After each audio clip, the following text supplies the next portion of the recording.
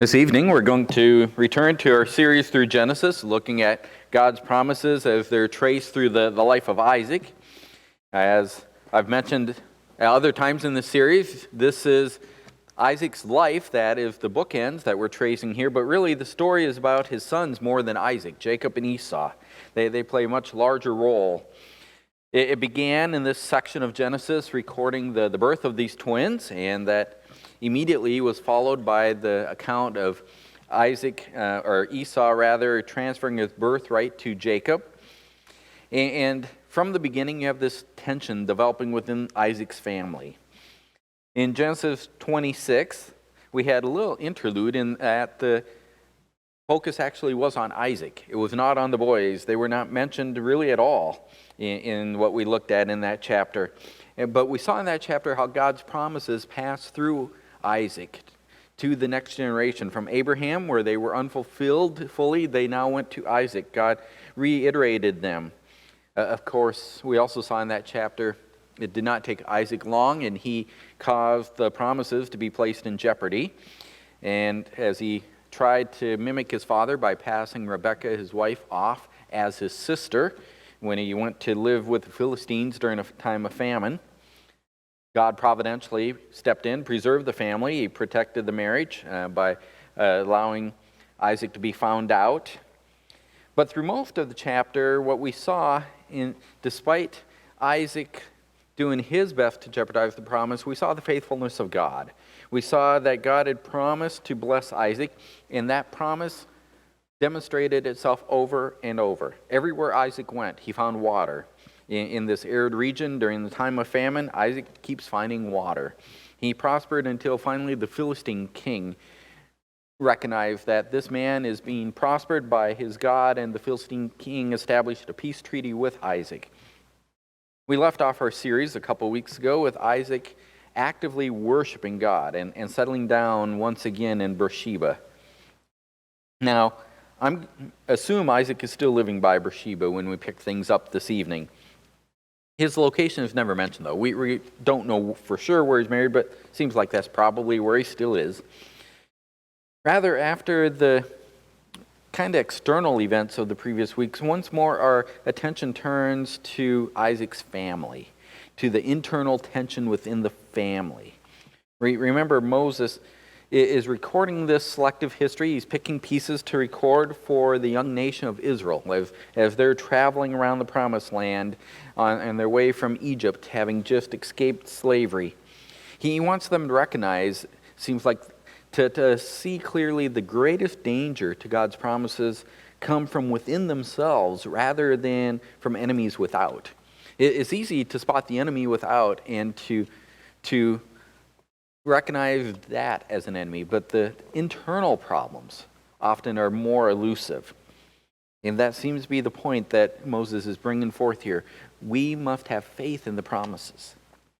We're picking up actually in the very last two verses of Genesis chapter 26. These verses really function as an initial bookend on the events we're looking at tonight. We'll have these verses, and then at the very end we have another bookend that really encapsulate our verses. So the initial bookend on one side of our story tonight, let's read Genesis 26 verses 34 and 35, the initial bookend of Esau's wives. When Esau was 40 years old, he married Judith, the daughter of Beri the Hittite, and Basmath, the daughter of Elon the Hittite. And they brought grief to Isaac and Rebekah. Those are just thrown in. Like I said, chapter 26, we haven't heard anything about the boys. It was all been about Isaac until these last two verses. They probably should really be placed in the next chapter. Suddenly we have Esau mentioned. These verses will frame the entire account of what we're looking at tonight. There's 4 verses on the other end that will serve as another bookend. And Moses clearly places these two verses and those four for that purpose, to bookend this account that we're looking at. He also uses these first two verses, though, to cast a comparative light on the situation that's about to unfold. The mention of Esau's age, that immediately creates a comparison between Esau and Isaac. Isaac took a wife when he was at 40, according to Genesis 25, verse 20. I doubt that you remember that, but that's one of the things we learned was, but Isaac took a wife at 40 through honoring his parents. He accepted Rebekah as his wife. Rebekah, if you recall, came from Abraham's extended family. She was not a local pagan girl. God had told them not to interact with the people of the region there, but to stay apart from them. Well, Isaac took his wife from Abraham's extended family. Remember, Abraham sends his servant up and finds Rebekah at the well and brings her back to Isaac at 40. So this quick mention of Esau at 40 creates a contrast between his father, Isaac, and Esau, both getting married at 40, but Esau selects two wives, not just one. He selects two, and they're both from the local Hittites. Moses specifically points out that these wives brought grief to Isaac and Rebekah. And yet, if you look at it, Moses doesn't list any specific grievance. He doesn't say they did this and this and this. The point is not that they did special things that caused grief. Rather, the point Moses is making is that Esau's parents were troubled by the foreign ethnicity of the women, not by anything that they had done, but these are foreign wives. They are going to bring their pagan God understanding into the family. He's also, Moses says, is also probably demonstrating through the quick reference here another example of that shows Esau is unfit to inherit the blessing of the Abrahamic promises. Esau has a desire to meld in with the world around him. He doesn't have a concern for the wishes of his parents. He just does what he chooses. So we have this initial hint of things. And then really Esau's wives are set aside. Esau's actions and the local wives, they fade into the background as we move into our story. But we're to take this knowledge, this little glimpse of the character of Esau now at 40, we're to take that glimpse of his character into our minds as we move into the reading of the next story. In the first 4 verses of chapter 27, we read first and foremost of Isaac's plan to pass along the blessing. Look at these verses. Now it came about, when Isaac was old and his eyes were too dim to see, they called his older son Esau and said to him, "My son." And he said to him, "Here I am." Isaac said, "Behold, now I am old, and I do not know the day of my death. Now then, please take your gear, your quiver, and your bow, and go out to the field and hunt game for me, and prepare a savory dish for me, such as I love. Bring it to me, that I may eat, so that my soul may bless you before I die." I should maybe mention earlier that none of the people involved in the events tonight display upright behavior. You know, sometimes we look at the Old Testament for examples of here's what we should be like. This is a godly person. Well, we don't see any of that tonight. Every person we see tonight serves as examples for us, but unfortunately they serve by uniformly giving us a negative example. And that begins with Isaac right here in these first verses. Now it seems beyond comprehension that in 40 years, Rebekah would not have told her husband what the Lord had told her back in Genesis 25, verse 23. You may not remember that, but if you glance back at 25-23, that's when Rebekah was pregnant, and the twins were struggling within her. She knew something unusual was going on, and the Lord told her that the older would serve the younger, that there were 2 nations struggling within her, but the older would serve the younger. It's inconceivable that we're at least 40 years now, probably more. We don't know. Esau took a wife at 40. We know we're beyond that stage somewhere. But Isaac now is old. In that time, it seems incomprehensible. She would not have relayed that information from the Lord on to her husband. It was an astounding revelation she got from God. And yet here we are, 40 plus years later, and Isaac is determined to bless his older son before he dies. Isaac, we can calculate, is at least 100 years old now, because he was 60 when the twins were born, so he's at least 100 years old. He figures he doesn't have much more time left to live. Now, there's a couple things that we need to recognize as far as what's going on. One, we need to recognize that a blessing was a big deal. This was not simply saying something like we might say when someone sneezes and, we say, bless you. This is a big deal. This is not something nonchalant. Notice the phrase in verse 4, so that my soul may bless you. That word soul is a Hebrew word that points to the entire being of a person. God breathed soul into mankind in the beginning of Genesis to give us life. He breathed life into us and we became a living soul. It's that word that's used here. The phrase is hidden in most of our English translation, but Moses actually repeats this whole phrase, that my soul may bless you. It's repeated by Moses again in verse 19, and verse 25, and verse 31, 3 more times. The point that Moses is making is that Isaac wants to bless Esau with everything he has, with his whole being. He wants to pass along really a lifetime of blessing that he's received from God. He wants to give to Esau. Remember, the previous chapter, just before this, Moses had selected examples for us to show how God is consistently blessing Isaac. Everywhere Isaac went, every time he tried to dig a well, he found water.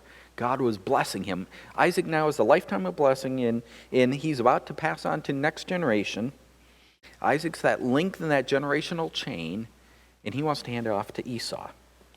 Isaac's plan is for Esau to forge the next link in the chain, even though I cannot imagine how God or how Rebekah would not have told Isaac of God's statement. Second, we need to recognize the driving motivation for Isaac's plan. The driving motivation is his stomach. All the way back in Genesis 25-28, before Esau sold his birthright to Jacob for some stew, we're told that Isaac favored his son Esau because Isaac had a taste for game. He liked the way the wild game tasted. Now he wants more of that game. His favoritism here is not based on God's purposes. Moses is pulling this out. His favoritism, Isaac's favoritism for Esau over Jacob, is based on his appetites. He likes the food his older son brings. How many times have we gotten ourselves into trouble in the same way? We put the things we like ahead of sticking to what we know God has revealed. Yes, we probably don't sell our birthright for a pot of stew, partly because we don't sell birthrights anymore, but so many times we let what we like determine what we're going to do rather than what God has revealed. Isaac's action here triggers a crisis in this family. Again, I expect, like many of these, this is a familiar story to us, but I hope we'll see new things tonight as we follow through how Isaac's actions here, this initial request to go get me some game so I can give you my birthright, how that triggers a crisis by provoking Rebekah's plan to steal the blessing. Verse 5. Rebekah was listening while Isaac spoke to his son Esau. Rebekah has almost an omniscient role in this story. She knows everything going on somehow. Here she's hearing what's going on. I just look at that, well, that's kind of like a mother in a normal family, probably knows everything going on, but she knows what's happening. Rebekah was listening while Isaac spoke with his son Esau. So when Esau went out to the field to hunt for game to bring home, Rebekah said to her son Jacob, "Behold, I heard your father speak to your brother Esau, saying, 'Bring me some game and prepare a savory dish for me, that I may eat and bless you in the presence of the Lord before my death. Now therefore, my son, listen to me as I command you. Go now to the flock and bring me 2 choice young goats from there, that I may prepare them as a savory dish for your father, such as he loves. Then you shall bring it to your father, that he may eat, so that he may bless you before his death.' Jacob answered his mother Rebekah, 'Behold, Esau my brother is a hairy man, and I am a smooth man. Perhaps my father will feel me, and then I will be as a deceiver in his sight. I will bring upon myself a curse and not a blessing.' But his mother said to him, "Your curse be on me, my son. Only obey my voice and go. Get them for me." So he went and got them and brought them to his mother. And his mother made savory food such as his father loved. Then Rebekah took the best garments of Esau, her elder son, which were with her in the house, and put them on Jacob, her younger son. And she put the skins of the young goats on his hands and on the smooth part of his neck. She also gave the savory food and the bread which she had made to her son Jacob. Now really, verse 5 could have gone with either the first section or the second. It kind of splits things here. It's a swing verse. Most of our translations, though, tie it to verse 6, so I included it with this second section. Before we focus on Rebekah's plan, I want us to note, though, that Esau essentially breaks his oath to Jacob that he made in chapter 25. When he sold his birthright to Jacob, he had agreed that, Jacob, you have this from now on. Well, now, just by going out, as his father requested him, Jacob, in essence, is going back on his oath. Like I said, none of the participants are praiseworthy in this chapter. We've seen Isaac isn't, now Esau isn't. Surely, as we go forward here, Rebekah is not, nor will Jacob be. Anyway, somehow Rebekah, she overhears Esau's request. I'm sure tents allow you to hear fairly well, and they're probably still dwelling in tents. So she hears what Isaac wants of Esau, and she's confident that she'll be able to mimic the meal that Esau produces. She can take goats from the herd and mimic this dish. It makes me think there must be a lot of spice in the dish, because wild game and goats probably won't taste alike otherwise, but she knows she can do it. She knows Isaac's weakness also is for food, and she knows how to exploit that weakness.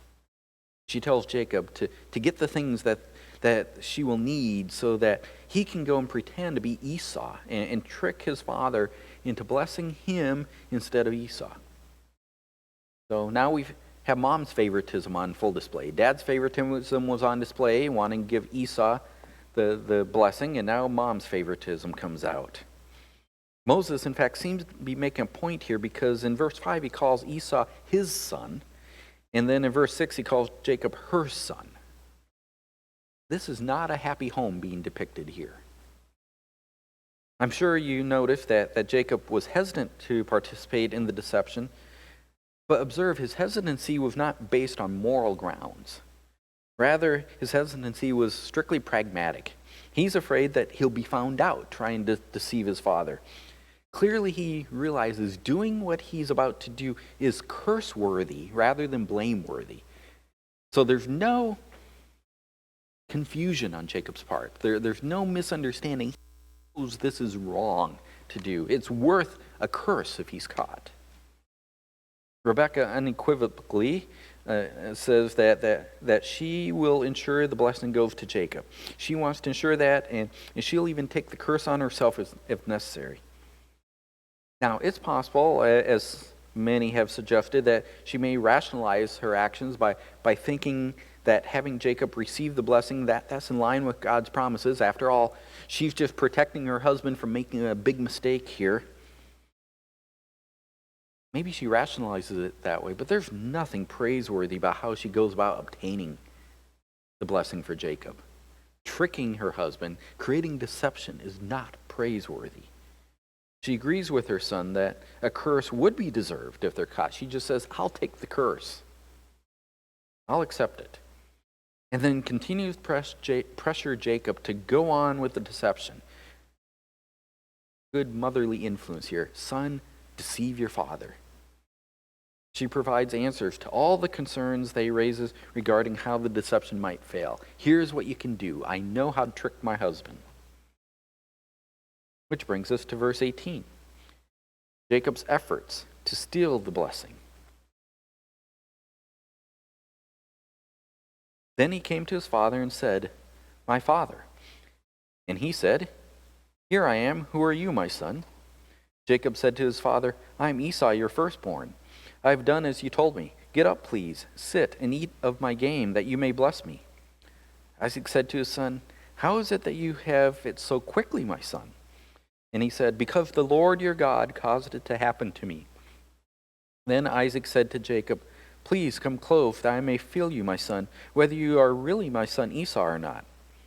So Jacob came close to Isaac, his father, and he felt him and said, "The voice is the voice of Jacob, but the hands are the hands of Esau."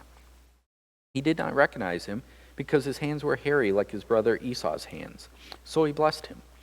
And he said, "Are you really my son Esau?" And he said, "I am." So he said, "Bring it to me, I will eat of my son's game, that I may bless you." And he brought it to him, and he ate. He also brought him wine, and he drank. Then his father Isaac said to him, "Please come close and kiss me, my son." So I came close and kissed him. And when he smelled the smell of his garments, he blessed him and said, "See, the smell of my son is like the smell of a field which the Lord has blessed. Now may God give you the dew of the heaven, and of the fatness of the earth, and an abundance of grain and new wine. May peoples serve you, and nations bow down to you. Be master of your brothers, and may your mother's sons bow down to you. Cursed be those who curse you, and blessed be those who bless you." Well, Jacob succeeds, and I guess by extension, Rebekah succeeds. Rebekah knows her husband well. She knows what steps he might take, and all of the concerns that Jacob raised, they were valid, but Rebekah's ideas worked. She knew how she could deceive her husband. Because Jacob couldn't see, he relied on his other senses. So Jacob used Isaac's sense of taste, his sense of touch, his sense of smell. He used that to overcome his sense of hearing. Even though Jacob didn't sound like Esau, Isaac accepted that he was Esau because he smelled and tasted, the dish tasted right, and the touch was right. Of course, in order to accomplish this, Jacob had to outright lie. He boldly claimed several times that he was Esau, flat out lied. But more significantly, Jacob also blasphemed God. He drew the Lord into it, blaspheming the Lord by drawing him into this deception, claiming that God was the one that had allowed the hunt to go quickly. The implication in that statement is that God has demonstrated his divine approval on Isaac giving the blessing at this time. I wonder how often we might act in a similar fashion. We pretend to have the Lord's blessing on us when there's no way that can be the case. We live disobediently. We do things that we know are contrary to God's word, but because God doesn't immediately drop the consequences of our actions on us and things go okay, we act like he's blessing us. We fool ourselves to, well, God must be blessing me after all. When we read things here, we can see the foolishness of what Jacob is doing. Can we see the foolishness in our own lives when we do similar things? Jacob does, in the final verses we just read, eventually receive the blessing. Of course, God had promised before they were ever born that the blessing would flow through Jacob. There was never any doubt whether Jacob would get the blessing or not. In Genesis 25:23, God had told Rebekah that the older twin would serve the younger. Significantly, that idea is repeated in verse 29 in this chapter, in the statements that Jacob will lord over his brethren and over nations. Moses creates a link for us with the phrase, "May your mother's sons bow down to you," in that we see a similar phrase in Genesis 49:8 when Joseph receives the blessing. "There your father's son shall bow down to you." The phrase being repeated in 49 to that prophecy that Joseph is given, or actually Jacob gives it to the house of Judah, not Joseph. It's there. It makes it sound like Isaac hears this crucial link that the blessings will come through the seed of Abraham, and it shows us that it goes from Abraham to Isaac to Jacob, and then the kingship will rest with Judah. The link is being formed, and Moses uses these catchphrases as the blessings are passed. The blessing also wraps up with a statement of protection for Jacob. "Cursed be those who curse you, and blessed be those who bless you." That repeats what Abraham was told in Genesis 12:3 when God first promised Abraham that he would be called out from the nations and blessed in a unique way. What Moses has shown us clearly here is that despite the deception, Jacob has inherited the promises of God. God had said before he was born, before Jacob ever did anything, as Paul makes clear for us, it's before Jacob or Esau did anything that God elected Jacob. God had chosen to pass the promises to Jacob.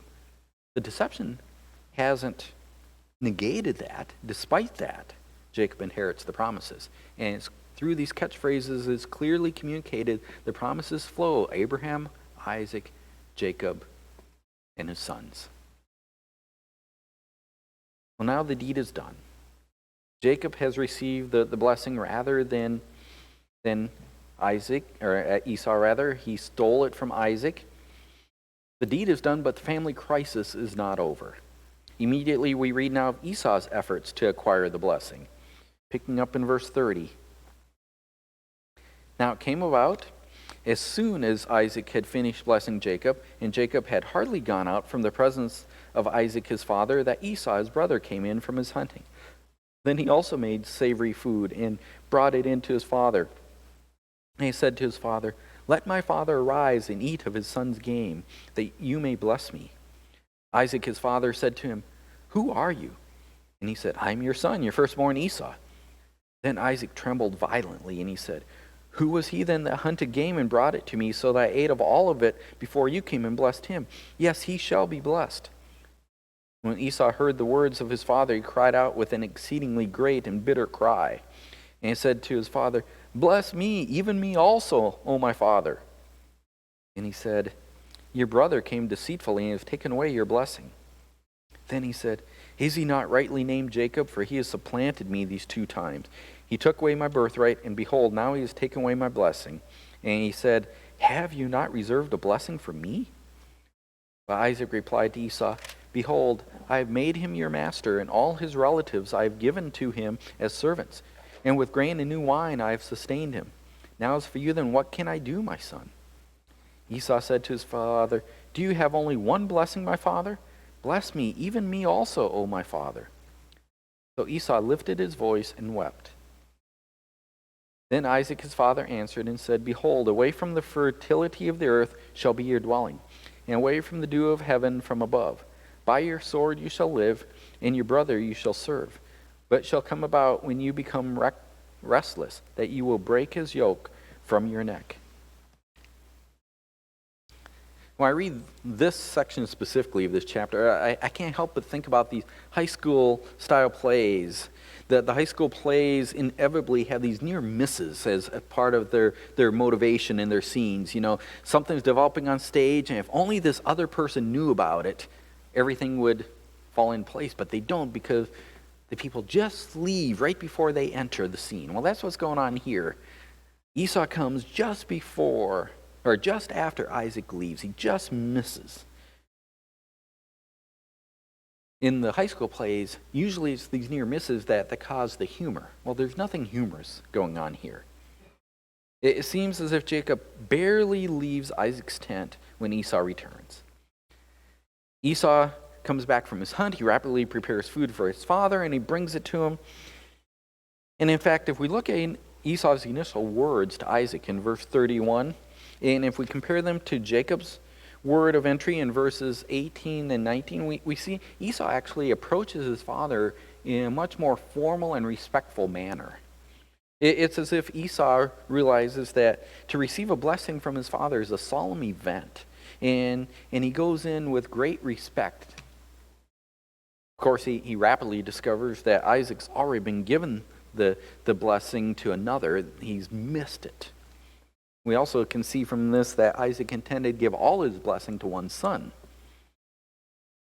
We also can't help but wonder if Isaac retained some suspicion in the back of his mind the whole time that Jacob was not Esau.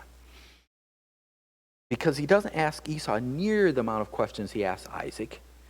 And in verse 35, he immediately states that it was your brother Jacob who came and deceitfully took the blessing. There's no doubt in Isaac's mind who it was now that Esau has arrived. The other thing that's equally clear is that the blessing was special. Once given, it could not be revoked. Once given, it could not be altered. Isaac recognizes that the words that a blessing that he gave to Jacob, those words are permanent and binding. All Isaac can do is tremble violently over what happened. You may wonder if Isaac immediately realizes that despite his plan, he ended up inadvertently fulfilling God's word by giving the blessing to Jacob rather than Esau. The only one more distressed in these verses than Isaac is Esau. It's not too hard to imagine where it says he cried an exceedingly great and bitter cry. It's not too hard to imagine that cry of anguish. Esau has traded both his birthright and his blessing to his brother earlier. Even though now he claims that Jacob took them, Esau had given them away. Chapter 25 only mentions the birthright, but the inspired author of Hebrews chapter 12, verses 16, 17, he ties the two together. The birthright and the blessing, they go together. They're one and the same. And Esau traded those to Jacob, yet he laments his loss now. He knows at this point he's been supplanted completely by his brother. He even uses a wordplay to make this link. In verse 36, there's a link between the name Jacob and the verb that he uses when he says supplanted. They're similar Hebrew words. Esau begs his father for a blessing. And ultimately, Jacob concedes to give Esau a blessing, but in reality, if you look at Esau's blessing, it turns out to be nothing more than a reiteration of the fact that the real blessing goes to Jacob. Esau's descendants will have a subservient role to Jacob's descendants. Now, we might think that the reception of the blessing, or maybe we should call it this anti-blessing that Esau gets, that this would wrap up the current family crisis. Things are done. But things are never resolved that easily, especially when we let sin be the main manipulative factors. Things do not resolve so easily. Let's read on to see how Rebekah plans now to secure the blessing in verse 41.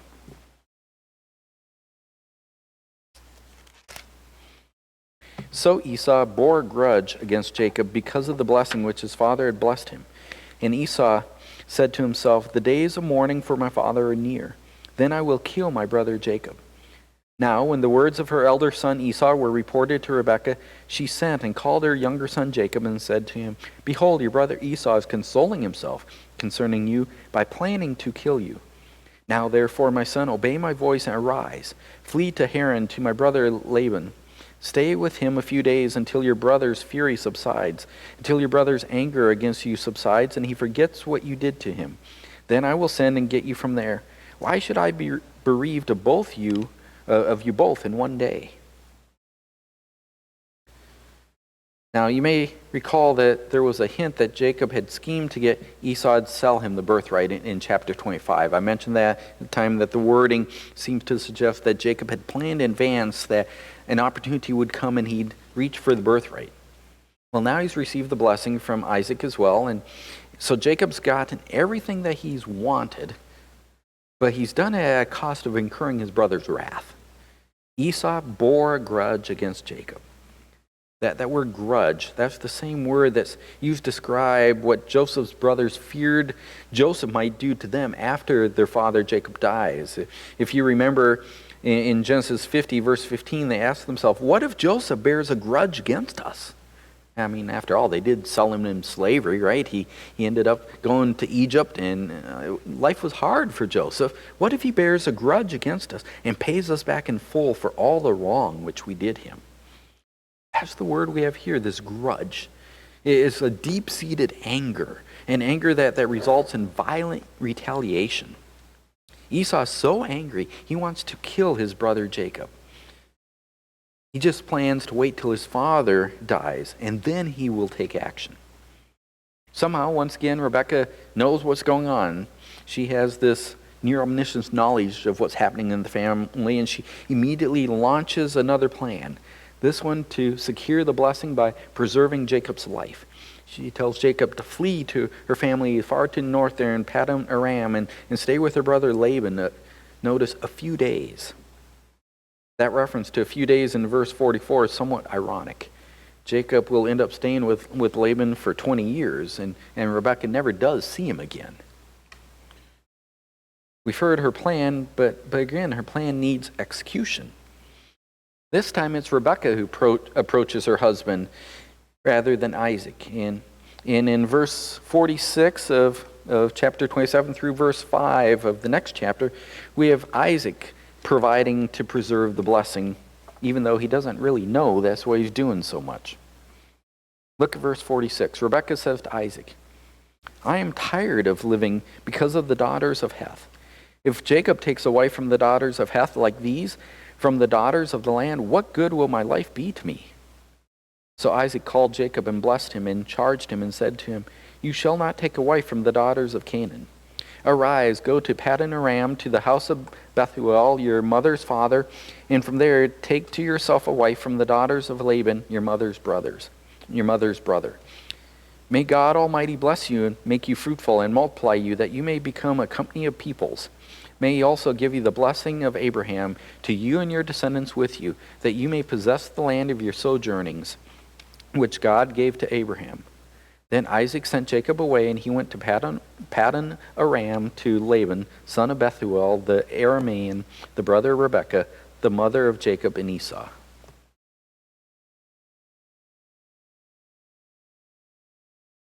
Remember Esau's Hittite wives. That's the initial bookend for the story. Now, Rebekah doesn't reveal to Isaac that Esau wants to kill his brother.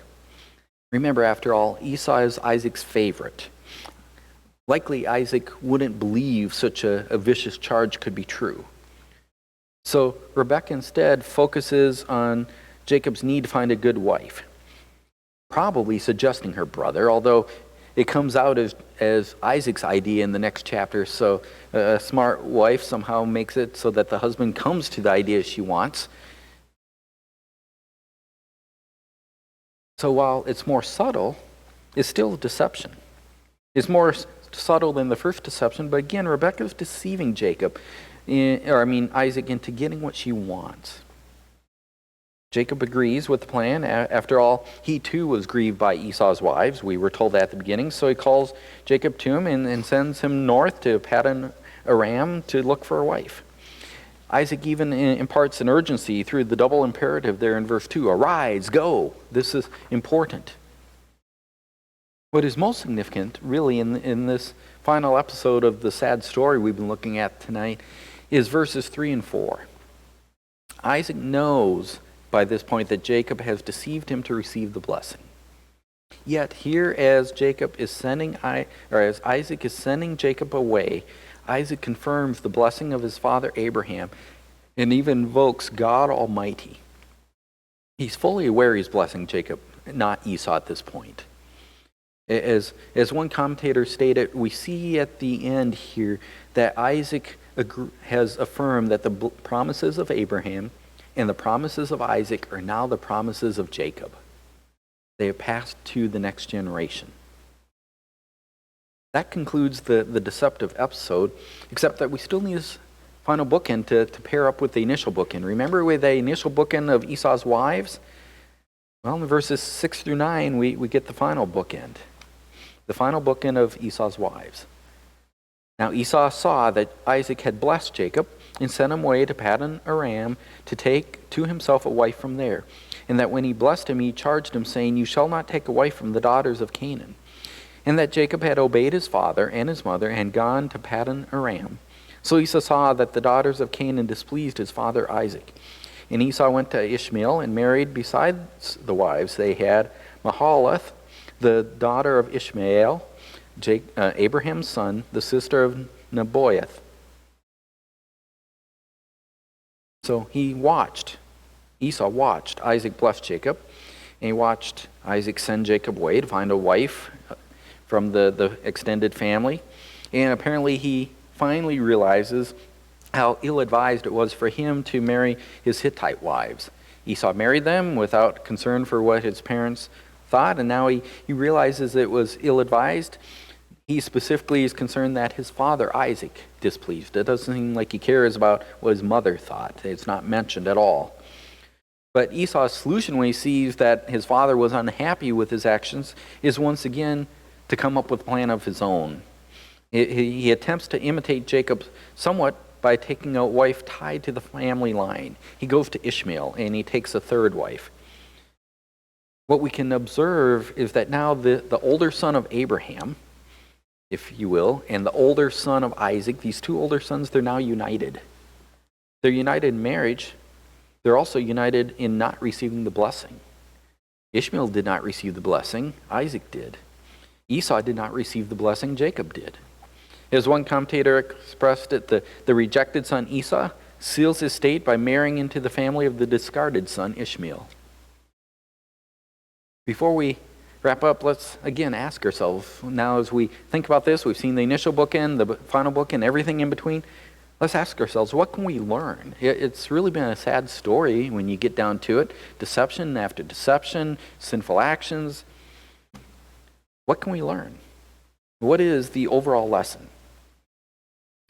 There's not a positive example anywhere in this story, but that does not mean that we cannot learn a positive lesson. Moses recorded this for the people of Israel. God preserved it for us because there is a positive lesson for us. The way I would express the overall lessons that we should learn tonight is that sinful actions to accomplish God's purposes inevitably bring complications into our lives. Inevitably. We will not simplify our lives doing sinful things, ever. It cannot happen. Sinful actions to accomplish God's purposes inevitably bring complications into our lives. That's really what we learned from all the examples tonight, all the actions that were taken by the different players in this story. Every person behaved sinfully. Their actions were unable to thwart the will of God. God's will was expressed before the boys were ever born. God had promised his blessing would flow through Jacob, and that's what happened. Efforts to the contrary could not change God's decreed purpose. But they sure brought complications. We can speculate, certainly, how God might have brought about his plan if one or more of the people had acted in a righteous manner instead of an unrighteous manner. Just if one of them. Certainly, God would have still accomplished his decreed purpose somehow, but we can assume that the complications would not have been so dire. Yet speculation is not necessary to see what occurred when all the people acted unrighteously. We can just read the story. Complications flowed everywhere. The brothers became estranged. Jacob ends up living outside the promised land for 20 years. Rebekah never sees her favored son again. Isaac has to live his final years leading a broken home, and so on. It's just one complication after another. We see all that happening in the story, but we can learn from it. As I indicated before, how often do we find ourselves taking matters into our own hands rather than trusting God to work things according to his purposes? I know time after time I found myself sinning in a similar manner. I'll tell a lie, for example. I act deceitfully, all because I fool myself into thinking that by doing that, somehow it will be the lesser evil. I'll save an embarrassment for someone else, or I'll more likely save embarrassment for me or something. I fool myself in thinking that I can cause some sort of good to happen through sinful actions. Yeah, I'm pretty sure I'm not alone doing that. Time after time, I've watched others do the same thing. Do sinful things trying to accomplish what we believe is the good purpose of God. Sinful actions to accomplish God's purposes inevitably bring complications into our lives. We can never accomplish God's purposes through sinful actions. Never. Nor does God need us to twist things and to manipulate things to accomplish his plan. All unrighteous behavior does is bring complications along. We just need to get that lesson through our head so that we'll pursue righteousness in every situation. Pursue what is right. That's the reason God gives these negative examples, like the one we've seen tonight, so we can see all the misery and the complications that come from pursuing unrighteousness. Sinful actions to accomplish God's purposes inevitably bring complications into our lives. Let's learn that truth. Father, I thank you for this time in your word again tonight. Even as it's been an unsavory story, we know there is much for us to learn there. We thank you first and foremost for being a sovereign God that accomplishes your plan regardless of what humans do, regardless of the failures of humans. Nothing impedes your plan. We also thank you that you're a good God, that you do not allow unrighteousness to go without consequence. I pray that you would help us all to learn that truth tonight so that we will pursue righteousness in the circumstances of our lives, the situations and the trials and the tests that come before us. May we seek to serve you and live obedient to all that you have decreed in your word for how we should live. May we joyfully magnify Christ through our lives, through our actions. We pray this in his name. Amen.